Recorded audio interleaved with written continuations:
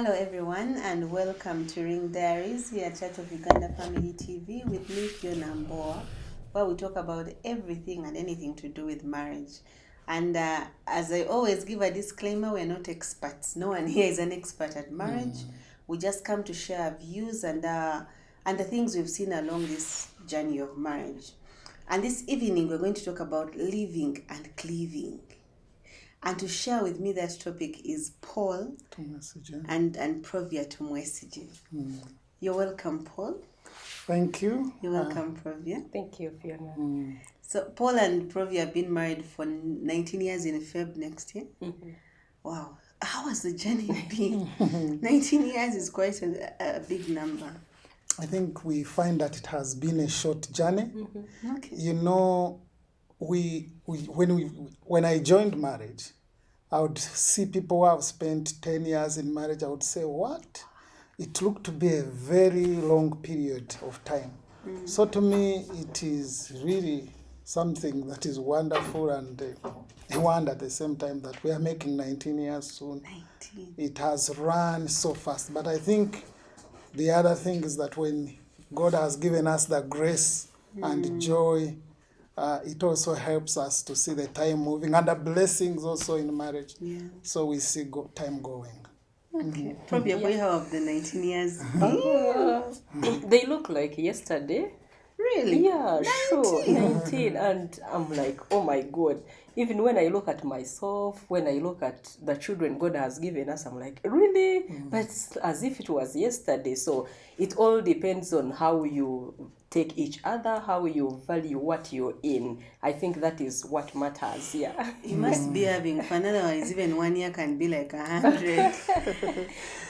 By the grace of God, we are Yes. having fun. Yeah, that is good. So this topic, living and cleaving. First of all, what is to live and to cleave? Okay. To live, indeed, like it suggests, is to live what you have been accustomed to, the family you have been used to, the relatives, to live them physically, and to live them the way you have been joined to them, being with them all the time, and to be able now to join and be united with your partner. But it may not mean that you cannot bear them in your heart, in your mind.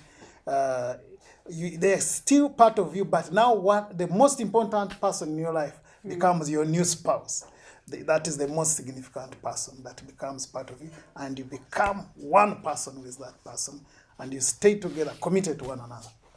So the Bible says, for this reason, man will leave his father and mother and be joined to his wife, and the two become one.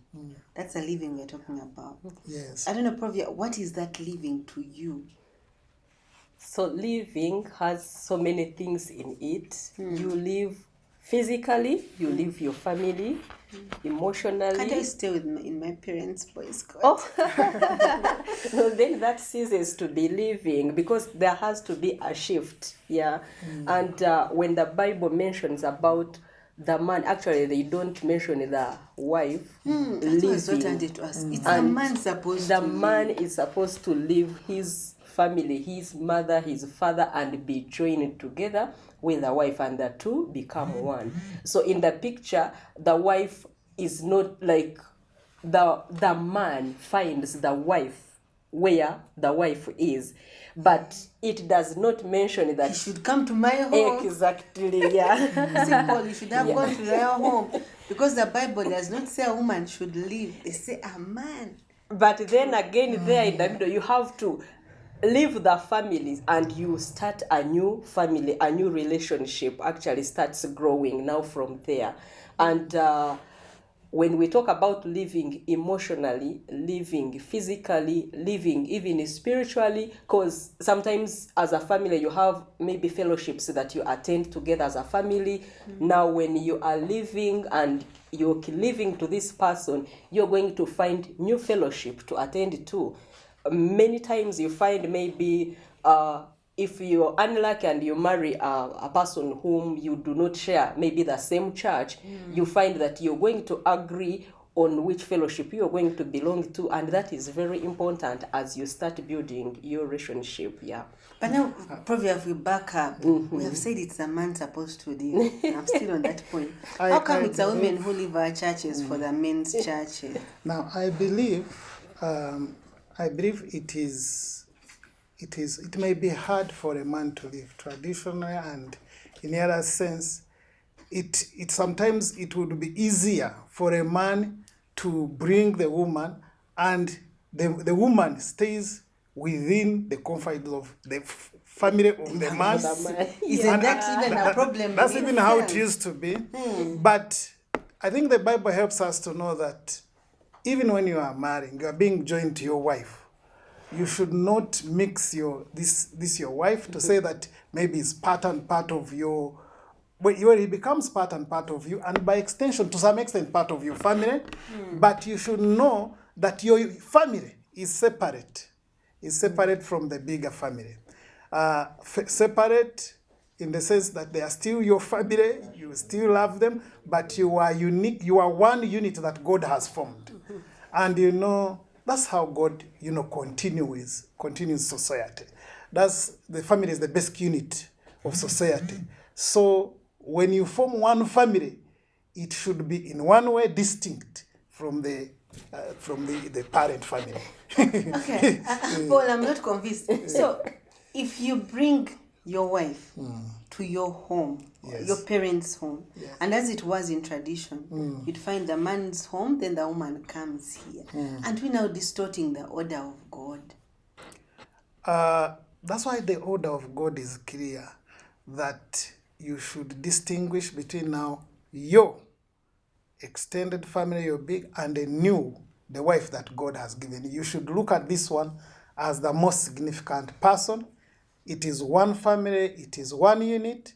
Yes, you have a family, you have parent and father. It may be difficult for men actually to live. And I think traditionally it was difficult for men to live. They would always say, I have married my wife and I want the mother and father to be there and the wife to be there. But he's saying, yes, much as you have brought a wife, you have been married, you should also know that you are separate. But how will you be separate, Provia, if you're in the same compound? Okay, so we look at it in this way.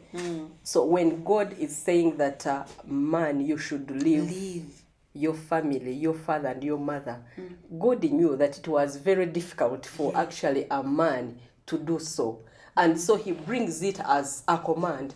So once you get old and you reach at the time of deciding to get married, you should prepare yourself spiritually, emotionally, physically to leave your family. It may not be maybe shifting from your homestead and going to another. Maybe for us, we come from Kaval, and so there are so many hills in Kaval. So it may not mean that now Paul has to shift from this hill where his father and mother are and goes to a separate hill. No, but emotionally and in everything that you do, now you get prepared to know that I must focus on building my family. And my family may not be the same as my father's family, because there is a way everyone wants their family to be like. So I think, to me, I look at it in that sense, that God is telling you to now start building up your family. You may draw examples from the family you've grown up from, and many of the things you may drop them that do not work for you and focus on building a family that pleases God. I want to add to that, Phiona, Yes, please. that really, in as much as there can be physical movement where you have your family separate in terms of physical moving, but there are some families where you find they are together in the same compound. Indeed, like Sha said. But you find they understand, much as this one is my son, much as this one is my son, I understand, I recognize that he has a wife. So I treat them as a family, and I give them space in their decisions. I give them space so I can advise them, but I want to recognize them as a family and give them that respect as a new family that God has instituted. But isn't that a bit difficult? Yes, it must be Because difficult. I'm thinking if we are in the same compound, and let's say mommy has cooked beef, my new mother-in-law has cooked beef. Me, I don't want beef, and I'm your wife. Yeah, Do you see the way I the think dilemma I comes think in? what we are talking about is a dynamic, a special group of people we are talking about. It's not always like that, but we must take care of these people as well. That you find they are living next door, and actually they even eat together.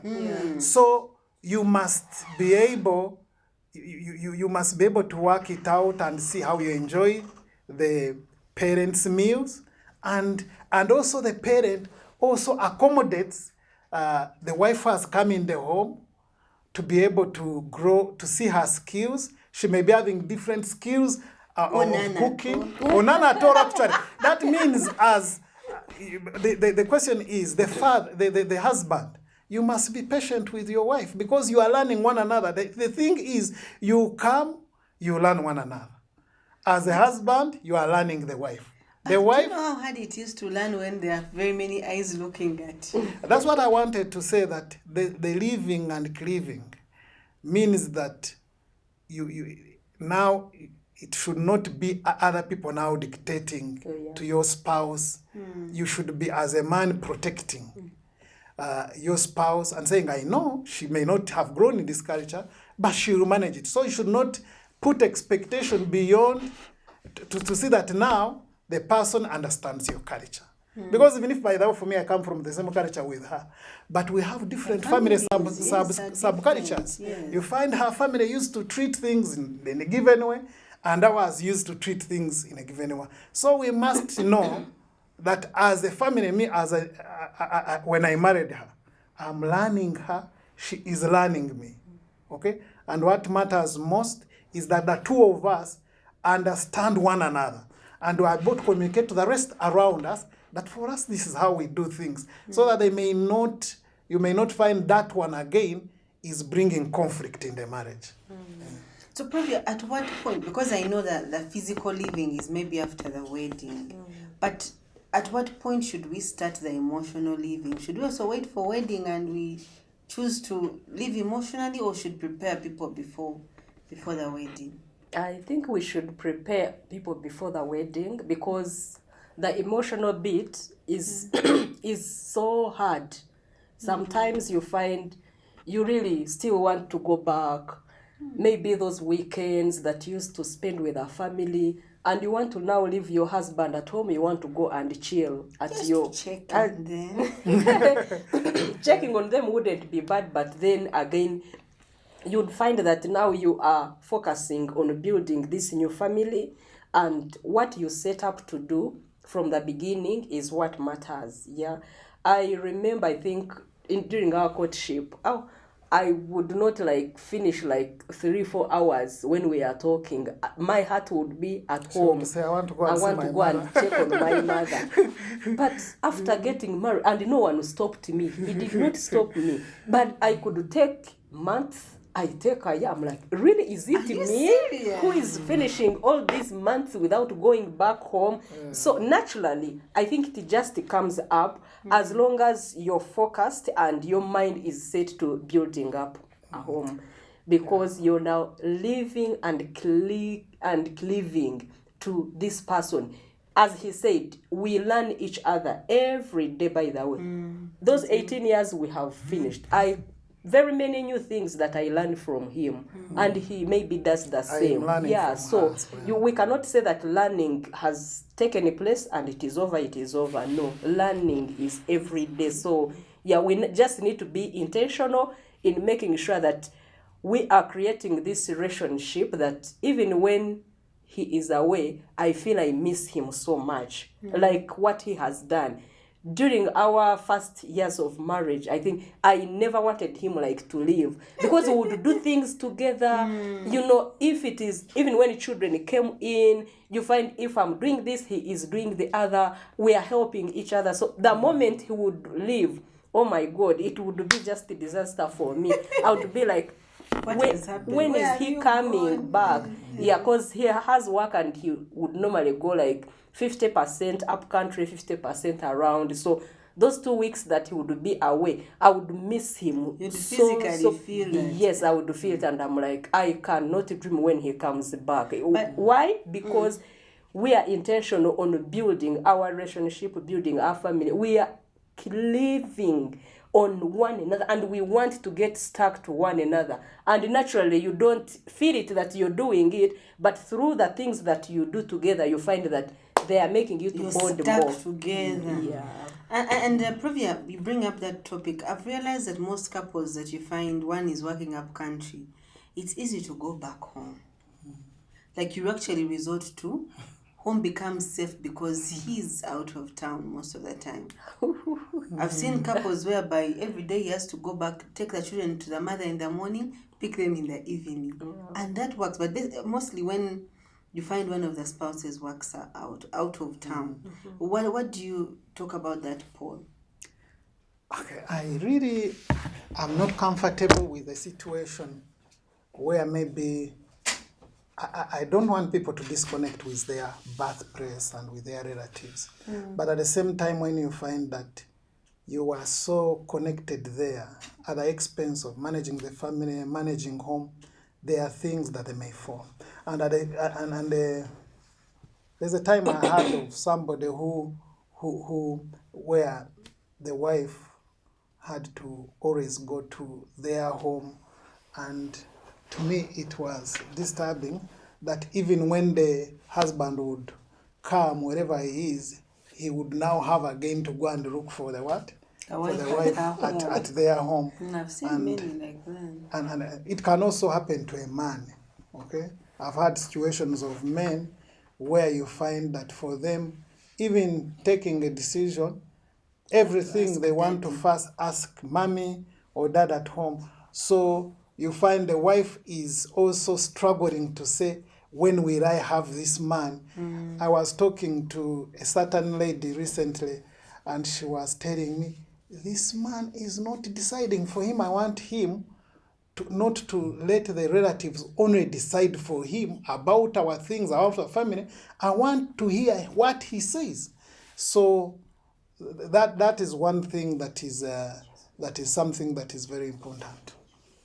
And you see, most men you find actually decision making becomes a family issue. And as you said, it's one of those things that are just not nice. When I ask you, Paul, what can we do about a house? Let me first go and ask my father. We'll decide and let you know. So at what point do I become part of you? Yeah, so I think that your spouse is the first and more important person. First of all, is the key person to inform your decision. Others can come in later, or even can be informed, yes, because you have to move with them, you have grown with them, they are whatever. But what she wants has to go through. It is, when you want to live together, it is an intentional decision. Just like we enter marriage, and marriage is not a casual relationship. It's not a casual decision. It's a commitment. You are saying, this one is for life. Like the Bible teaches us that, Lord, that when we think about marriage, you should know that it is for keeps. You should never divorce your wife. So since you know that it is something that is serious and it is God ordained, God has ordained marriage. He's the one who says it's not good for man to live what? To be alone. I'll create for him a suitable helper. So that commitment causes you to know, now this is a significant person. We have to make the decisions together. So what happens to people who say, but I've been doing these things with my brothers. Like we've been having, like whatever decision would make it with my brothers. Now, getting married, if I exclude them, it's like I'm pushing them out. Provia, what do you say? Now, like we said from the beginning, that you have to live and live emotionally.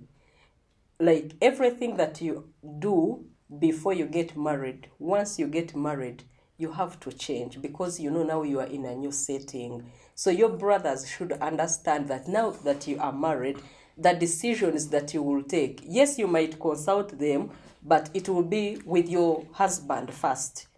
Then you hear what he wants, what are his views, what are his ideas. Then your brothers could maybe add on or advise, and then that advice also you discuss it with your spouse.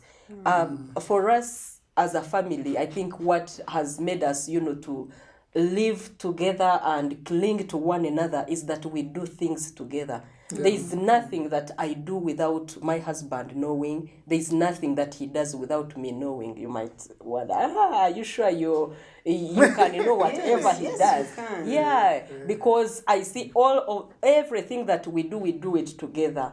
To the extent that I think one of the most difficult things that I've had couples talk about are finances. I know what Paul earns and he knows what I earn. His ATM card, when he's not around, I can go to his account and I withdraw money. When I'm not around, he takes my ATM card and he draws the money from the account. So really, from there, now what else do I need to How about really? the phone? And then at the same time concerning the Okay, Phiona is asking about the phone.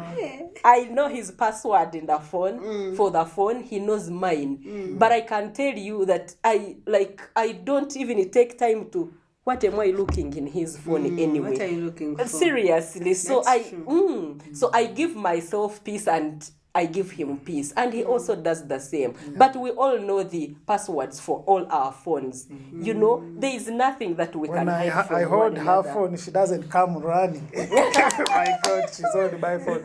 And the same when she holds mine. Because sometimes there's when she wants to call a certain line, which And I don't have credit. I which should be has able to where use I have your credit, phone. she just goes. I don't say where has she gone. No.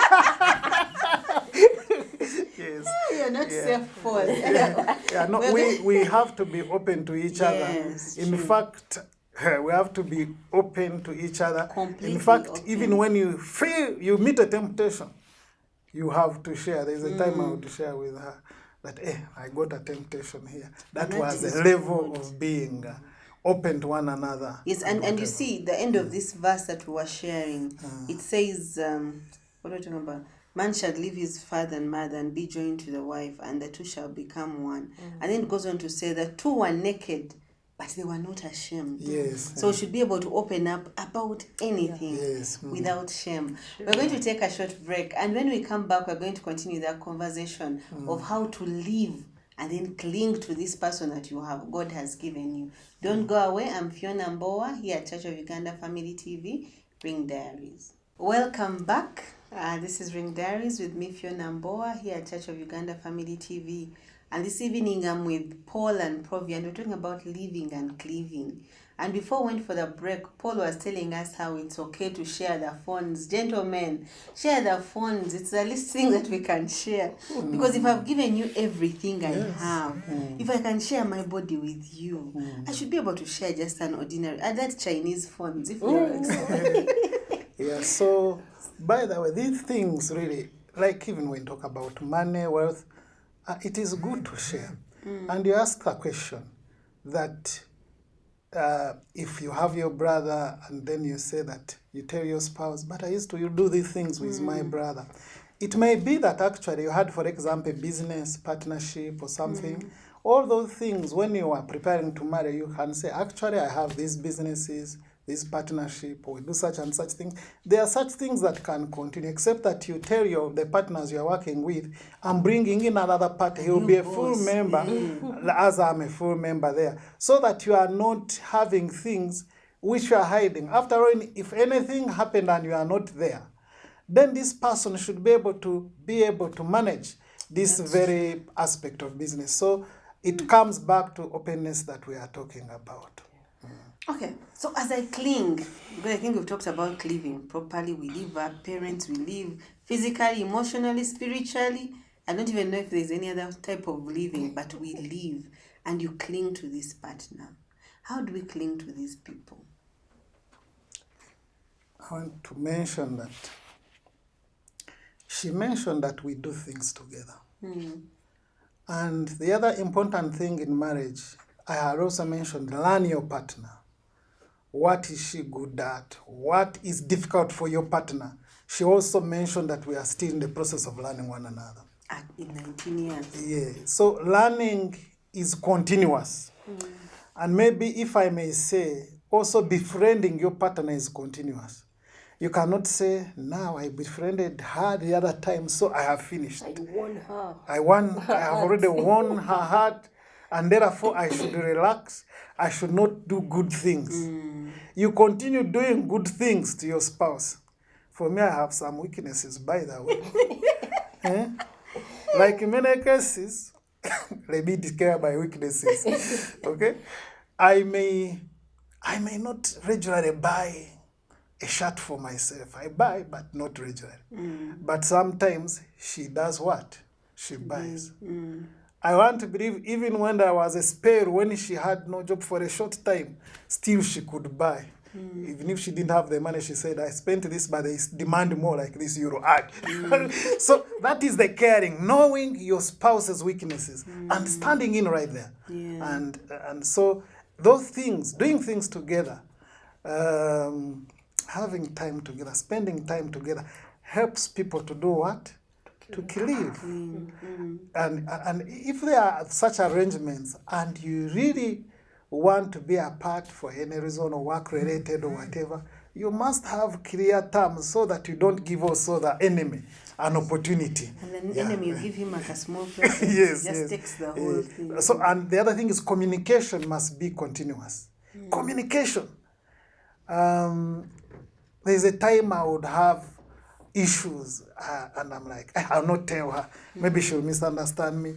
But I realize that when I have something against her, or I misunderstood her, or she hurt me, and I don't talk about it, by the way, she's good for her, communicating, giving feedback. So I would find, but staying with it, I found was hurting me. Yes. So in order for us to become one, to cleave and become one, I found it important to find a way of lovingly telling her, actually, that thing didn't make me happy. Yes. Okay? Without judging or condemning her. She said, but that was simple. I said, but it meant, It was simple to you, but to me it yes, wasn't. yes. And of course, there are things I do, and I think they are simple, yet they are hurting her. Yeah. And sometimes I want to doubt the prayer. I say, nah, you are also It was just overreacting. something small. Overreacting. But because for the sake of marriage, if it is important to her, then it should be important to me. So I should take time. It can even be her hairstyle. So I have to, if it is important to her, it is important to me. Yes. Oh yes, that is important actually. Yes, that is beautiful. So those things help us to cleave and to be united. So to add on what he has shared, there is also this aspect of putting the needs of your spouse on top of everything. That one causes you to cleave and to get stuck together. Because So his needs above everything. So if I know maybe if I do this thing, it doesn't make him to feel good, then I have to find a way of living it completely if it is possible. But Provia, doesn't that make me lose myself in the end? And I tell you, it will not. I will share with you what happened to us. I still go back to courtship. When we are still in courtship, I'm a soccer fan. Oh, and God. I That's support interesting. Arsenal. We are coming. I don't know if you support it I or don't not, support but anyone. You are I like support anyone who's playing against us. playing against us. Yeah. So I support the winners. Yeah. Whoever wins, we go. we go. Yeah, so Arsenal is my team, and yeah, even when we have those pitfalls and all that, yeah, I still support, and I know we are coming up. Yeah. God. So he was not. He was not And not he in the still past. isn't. Now these days he's not like how he used to be when we were still in courtship. You can at least sit with Yeah. him through a match. Yes, so those days in our courtship, now you can even count the years that we are, because it the football, the matches would be aired only on UBC. It is the only television that we had. thank God we now have so many you now lose that count, yes, yeah. So if you didn't, of course, at home we didn't have DSTV, and so if UBC would not air out the game, the match there, then we would have to go to hotels or places that have DSTV in order to watch. Now it happened the one night, actually Arsenal was playing with Manchester United, and you know those days, oh my God, that was so heavy. You couldn't sleep before watching and knowing how they performed. So he used to work up country, and for me I was staying in town. So that night, UBC, I don't know whoever bought them, they never aired the match. Yes.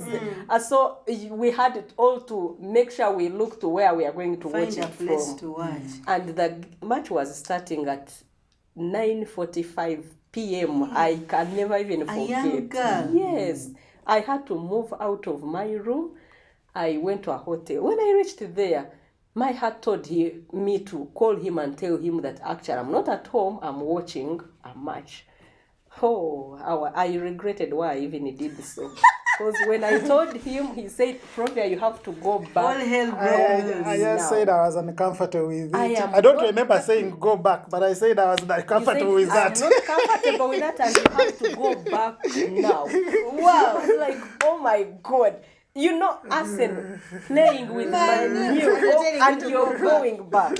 Now in my heart, I regretted even why I told him. But remember, what you saw is what actually you reap. Yes. Yeah, because in our relationship, we had, became open to each other. He told you how he would come and tell me, I was in a relationship with so and so, but it failed. So that is how open we were in our relationship. And even up to today, we are still very open. So I couldn't hide from him that I'm watching. So did you go back home?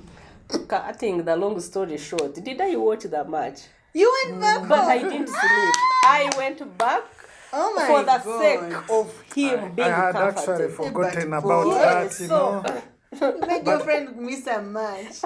And 19 He years makes later, me she feel still like I'm remembers. this kind of person who insists, And I'm like, no. But I'm not that kind. No, anyway. he's not that kind. Yes. But I became so guilty Because he had actually because said. he had said so. I said I can't really sit and watch this match. But I went back home. I was like, over they've scored us, over we've scored. I don't know. So cutting the long story short, for sure, my desire now for soccer, when we got married now, completely started dying off. Mpola. Yes, I would watch. If it would be aired on UBC, I would watch. If not, then I would not. But again, I would be calling, asking how have we performed, like that. Yeah, but So later, you put your needs before him. yes, my needs now in that area, I got to know that this is not his thing, and I cannot really force him to like it when he does not. But surprisingly, now he has come up. So you find him telling me some updates, and I'm like, really? When the children the children that we have, 3 of them, 2 girls and the other boy. We have 4, but then the second, third, and fourth born, they are all soccer people. The girls love soccer, then that other guy, Enoka, loves soccer like nothing. So now he has to learn for he them. has already learned. So you find when we are all at home and we are all watching, yes, and I'm like, okay, but that is not how I'm he the used counselor. to be. If somebody loses, I counsel them. Don't mind. Because you're supporting whoever wins. yes. Yeah. And that brings in the element of children. Yes. Many a times we leave our families, but then we cling to the children and forget the spouse. Yeah. And like especially for us women, you find you get attached to the children, especially when you get children, and he's left alone. Now, that one, I think it depends on how during pregnancy and after pregnancy, how your relationship was. Yes, because for me, now, I think he gave his best to make sure that I'm cared for And comfortable. throughout the pregnancies that we had. And even after giving birth, or even in the hospitals, like you find families, we girls, we know, we want this thing of calling, okay, The whole clan. the whole clan, your sisters, they want the other ones to do everything for you in the hospital, because you're in the hospital, you're giving birth, and what? He would be there 24/7, and he would do all those things for me. And to me, that instead drew me very closer to him, yes. than The the children. So the children, I would see them as a blessing, and I love them so much. They are so dear to me, but there is no way that they separated compare us. to Yes, this. they did not really take actually it instead like drew me closer to him, because I saw how he struggled to care for me. And I'm like, oh wow, this is really interesting. The child would cry at night, I just get up out of the bed to go and pick the baby to breastfeed, and he would say, no, just rest, let me bring the baby. He brings the baby You're making breastfeeds, your husband and look bad. and then when the baby sleeps again, he takes the baby back to the bed and we sleep. I So looked really, at it as sharing the role. Yes. I would, For the 9 she months, would, you would she not. would do a lot. I would do weigh in and know what she has gone through, and I would also measure up and know that she needs to be sleeping now. I know what she has gone in. Maybe for me, I will also sleep later because I've maybe already slept. Let her also sleep. But I think the things of doing things together and raising the children together, bathing the children before they go to school, as she does something, she fixes their breakfast, you are bathing the children, right? So raising them together helps us to know it's our joint responsibility.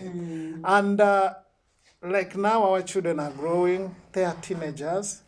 So when we are giving them anything, whether pocket money, we say, we are giving you this. Okay? Not after daddy gives you run to mommy. It's not like that. They know that we are doing it. We share what we want to give. We know we are going to give this much. So that one helps them to know that we are doing things as one. Then the other thing, we really know that children are there, but like now, most of them, 3 of our children are in secondary. One is with us, but next year she may also go to secondary. If you don't really build the bond very well, how is the family going to be After they are when, born. and even not only secondary, God will bless them And they get eventually. married. Yes. So Oh, dear. that is something that is important to build the relationship, but continue building on the relationship even as you grow. And it's interesting, every time as a new mother, I would give attention to the child.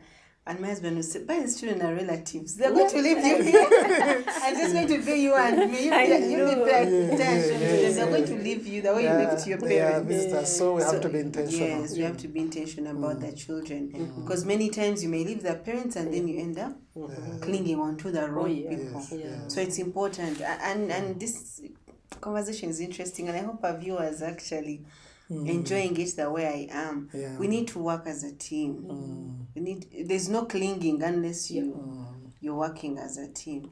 And there's something you talked about Ruth earlier that I thought you'd share with us. In the book of Ruth, when Naomi was telling Ruth, go back. Now, for that example, we see here we can cling to just the husband. But in the book of Ruth, even the husband was no longer there. But this girl tells the mother-in-law, I am not going anywhere. And I think some people think she was foolish. She would have been like the other lady and gone back home. What do you think about that? So about Ruth, for sure, it is a very interesting story. It's a unique one. And very unique in a way that Ruth understood or saw what was in the mother-in-law, in Naomi, what she had. She had God. And remember, that was the true God. For them, they were from the other... Moabites. Yes, they are the Moabites, but this one was a Jewish lady. And so Ruth must have been revealed to what was in this family, and she said, I can lose everything but remain with the God that is in this family. For me, that is what I pick from there. And when she declares and says, where you go, I will go, your people will be my people, and your God will be my God. If we all picked a leaf from there, and when we are getting married and we are going to build our families, we go with that mentality of knowing that now Paul's family is my family. His mother is my mother. His sisters are my sisters. His brothers are my brothers. And the same applies to him. Then we shouldn't be having issues like, now you're taking this to your family. Now you find you're pulling ropes. Those things would not be there. I think it is really very important when we talk about living. It is important emotionally being united with this person. But at the same time, it is important to know that the family where you have come from, the brothers, and they are united to you. I consider his brothers and sisters. There are some of them whom we chat regularly, okay? And at the same time, I chat with my brother, but you find I also chat with her brothers as my own brothers.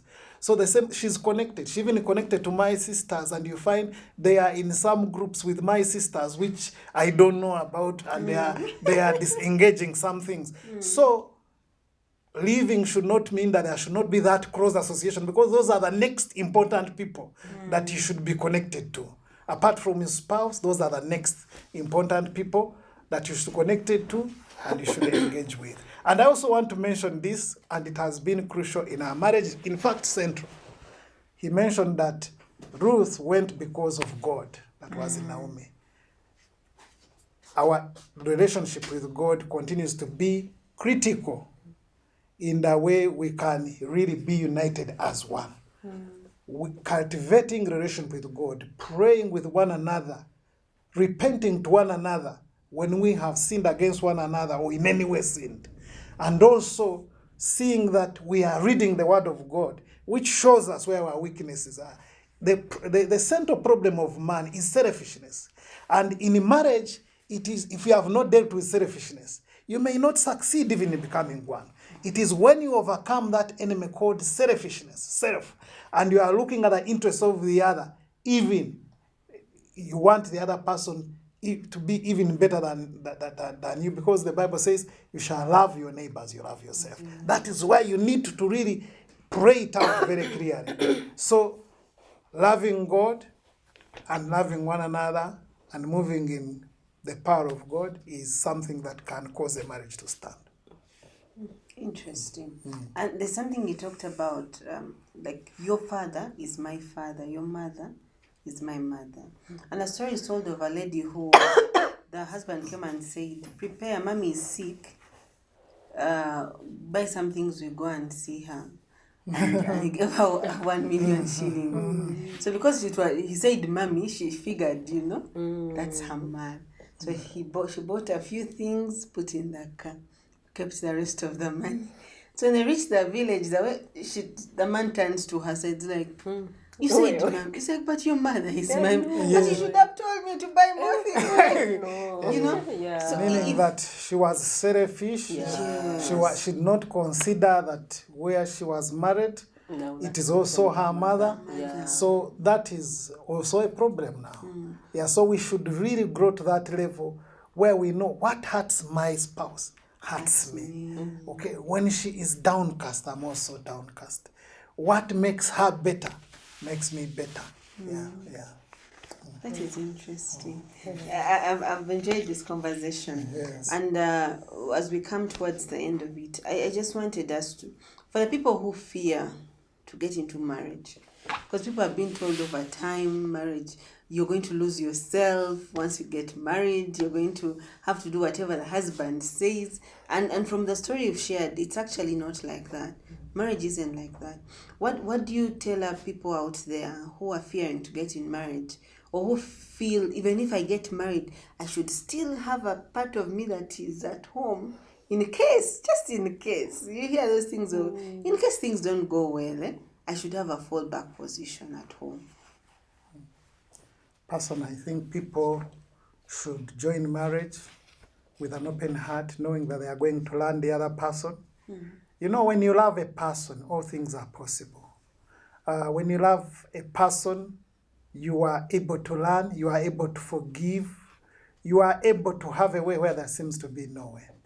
I have heard of people who say that, maybe let me keep this man a secret, let me also build this house separately, so that my spouse maybe doesn't know, in case things don't work out. That means you are nursing things not to work out. All of us should have the mind of saying, I know things will work out. We should not have that side B plan of saying in case things should work out. So people, we should, and there are things you learn from your spouse. There are things your spouse will also learn from you. I believe it is a beautiful thing, how God designed marriage. I would add on that trust is very important if you're going to make this lasting decision of joining into marriage. You have to trust your spouse at whatever cost. I don't know how you can do it, but God has enabled us to trust each other to the extent that even when something happens, I'm like, no, that's not Paul that I know. Yeah. So we need to build that trust and be at that level where even you do something, but the person will not believe that you're not defending him. Exactly. Someone's like, I found Paul. Yeah. And you're like, no way. I was saying, Not if you him. find your husband with prostitutes, the Yeah. person will say, I think he wants to build a brothel. There's no other way. Yeah. So trust Or is maybe he can important. say he wants to preach to them. Yes. Yeah, so trust is very important, and I would really encourage people out there to really trust God that you can make it. If we have many people that have made it in life, in marriage, and who are we not to make it? The only thing that we talked about when we were beginning, I think, is about reading the manual of marriage.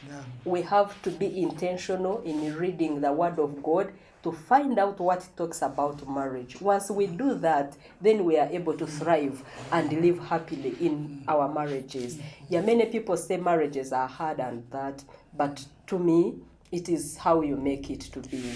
And when you look at the whole picture of God, when he talks about the church, he compares the church, the relationship between the church and Christ with marriage. Yeah. And he says the church is the bride of Christ. And when God is painting that picture, in all this, we are also told that we should bear the fruit of the Spirit. The fruit of the Spirit, love, patience, kindness. You find these, when you really are close to Christ, he teaches you how to be like him. You be like Christ. Christ is formed in you. And you find you are becoming selfless. You are becoming loving. You are becoming patient. Just the way the grace flows from Christ. And that is the most important thing. Wow. Thank you very much, Provia and Paul, for such an interesting conversation. I know our viewers out there have enjoyed it. I've really enjoyed this conversation. And I wish it could go on. But we've come to the end of this show. But what I've picked from all this is, let us live and then real cling. Like life, whatever happens, I am with you. Wherever you take me, as Ruth said, that your people will be my people, your mother will be my mother, your father is my father, your God will be my God. Amen. So let us stick to that and know that, yes, my husband, wherever you go, I will go. Whatever you do, I will do. Even the phone will share, because it is just our phone. Thank you very much for watching. It's me, Phiona Mbowa, here at Church of Uganda Family TV with Diaries.